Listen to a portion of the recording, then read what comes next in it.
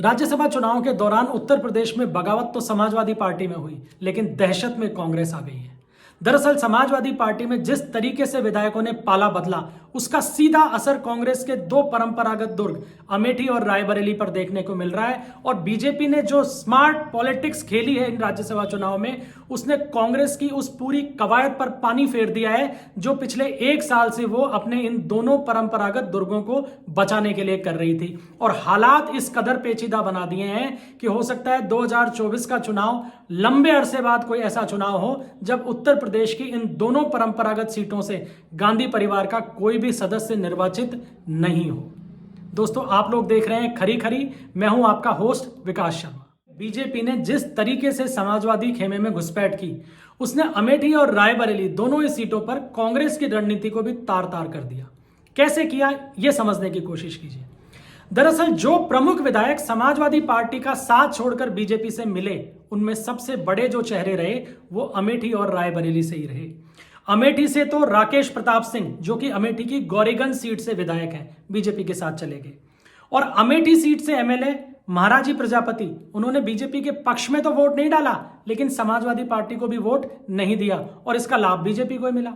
वहीं रायबरेली की जो 5 सीटें हैं, उनमें जो सबसे प्रमुख सीट है ऊंचाहार, वहां के विधायक मनोज पांडे, जो कि समाजवादी पार्टी के मुख्य सचेतक थे, वो बीजेपी के साथ चले गए। अब इसका फर्क क्या आ रहा है वो समझिए। सबसे पहले रायबरेली की बात करते हैं। रायबरेली की सीट सोनिया गांधी के पास है लगातार, लेकिन 2009 के बाद के से चुनाव के अगर देखें हम आंकड़े, तो कांग्रेस के वोटों में लगभग 16.5% की गिरावट आई है। 2014 और 2019 के हर चुनाव में लगभग 8-8% कांग्रेस का वोट गिरा। वहीं बीजेपी के वोटों को अगर देखा जाए तो 2009 के बाद से उनमें करीब 34.5% का 34.5 बहुत इंपॉर्टेंट है ये फिगर, 34.5% का इजाफा देखने को मिला है। और यही बड़ा बूम था जिसने कांग्रेस को यह सोचने पे मजबूर किया कि क्या इस बार रायबरेली सीट खतरे में है और सोनिया गांधी राजस्थान से राज्यसभा सदस्य बन जाती हैं। इसके बाद में जिस तरीके से उन्होंने एक भावुक पत्र जनता को लिखा और जो कांग्रेस नेताओं की जो डिमांड रही, उससे यह मैसेज गया कि शायद प्रियंका गांधी रायबरेली सीट से चुनाव लड़ेंगी। लेकिन अब पेच कहां फंस गया? पेच जो फंसा है वो नाम है उस पेच का मनोज पांडे। मनोज पांडे समाजवादी पार्टी छोड़कर बीजेपी के पाले में जा चुके हैं और मनोज पांडे की गिनती बड़े कद्दावर ब्राह्मण नेताओं के अंदर होती है रायबरेली की। रायबरेली के अगर जातिगत समीकरण देखें तो करीब 11% वहां ब्राह्मण वोट है और करीब 9% ठाकुर वोट है। ये 20% वोट हमेशा से लोकसभा चुनाव में कांग्रेस के साथ जाता रहा है, लेकिन अब मनोज पांडे के कारण इस वोट बैंक में बड़ा फ्रैक्शन आ रहा है। और जो दूसरा कारण है इस फ्रैक्शन का, वो है महंत योगी आदित्यनाथ खुद, जो कि ठाकुर समाज से आते हैं। ये 20% वोट अगले लोकसभा चुनाव में बीजेपी में शिफ्ट हो सकता है सोनिया गांधी की अनुपस्थिति में। और यही कारण है कि अब रायबरेली सीट भी कांग्रेस की फंस गई है और प्रियंका भी इस सीट से अब चुनाव में दूरी बना लें तो कोई बहुत बड़ा आश्चर्य नहीं होगा, क्योंकि अब वहां के समीकरण भी प्रियंका गांधी या गांधी परिवार के किसी सदस्य के हिसाब से सेट नहीं बैठ रहे। दोस्तों, अब बात करते हैं अमेठी की। राज्यसभा चुनाव में जिस तरीके की राजनीति बीजेपी ने खेली है, उसने कांग्रेस के सारे समीकरण ध्वस्त कर दिए हैं। कैसे, समझिए। दरअसल अमेठी लोकसभा सीट के तहत 4 विधानसभा सीट आती हैं, तिलोई, जगदीशपुर, गौरीगंज और अमेठी। 2 सीटें बीजेपी के पास हैं और 2 समाजवादी पार्टी के पास। तो समाजवादी पार्टी की 2 सीटों के दम पर कांग्रेस का यह मानना था कि यहां पर राहुल गांधी दोबारा से स्मृति ईरानी को शिकस्त दे सकते हैं। लेकिन बीजेपी ने राज्यसभा चुनाव में जो रणनीति खेली वो गजब की रही। बीजेपी ने समाजवादी खेमे से अमेठी के दोनों विधायक अपने पाले में कर लिए। राकेश प्रताप सिंह, जो गौरीगंज से एमएलए हैं, वो तो खुले तौर पर बीजेपी के साथ जुड़ी गए, उन्होंने बीजेपी प्रत्याशी को वोट भी दिया। लेकिन अमेठी की जो विधायक है महाराजी प्रजापत, उन्होंने बीजेपी उम्मीदवार को तो वोट नहीं दिया, लेकिन समाजवादी पार्टी के को भी नहीं दिया। और इस तरीके से भगवा खेमे को उन्होंने अप्रत्यक्ष लाभ पहुंचाया।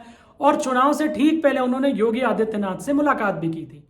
अब इसका असर क्या आएगा तो वो समझिए।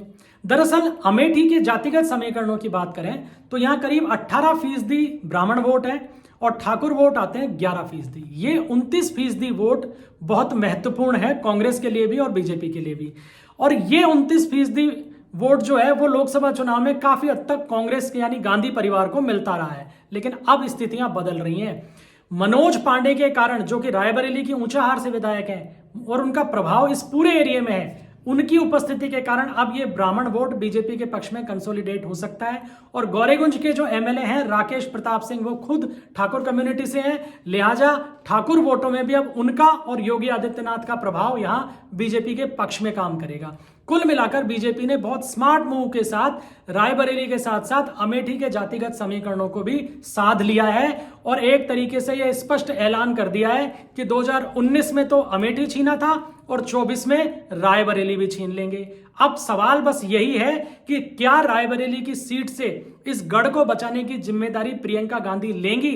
हालांकि जो अभी तक खबरें निकल कर आ रही हैं वो ये हैं कि प्रियंका रायबरेली से चुनाव लड़ने को मानसिक रूप से तैयार नहीं है, लेकिन अगर गांधी परिवार से कोई इस सीट से नहीं उतरा चुनाव मैदान में तो फिर यह सीट बीजेपी के पाले में जाना तय है। और अगर गांधी परिवार से कोई आता है तो फिर रोचक संघर्ष की स्थिति इस बार बन सकती है, क्योंकि बीजेपी ने अपने सारे समीकरण साध लिए हैं। दोस्तों, आज के वीडियो में इतना ही। अगले किसी वीडियो में फिर एक नए सब्जेक्ट्स के साथ आपके सामने उपस्थित होंगे। तब तक अपने होस्ट विकास शर्मा को इजाजत दीजिए। जय हिंद, जय भारत, वंदे मातरम।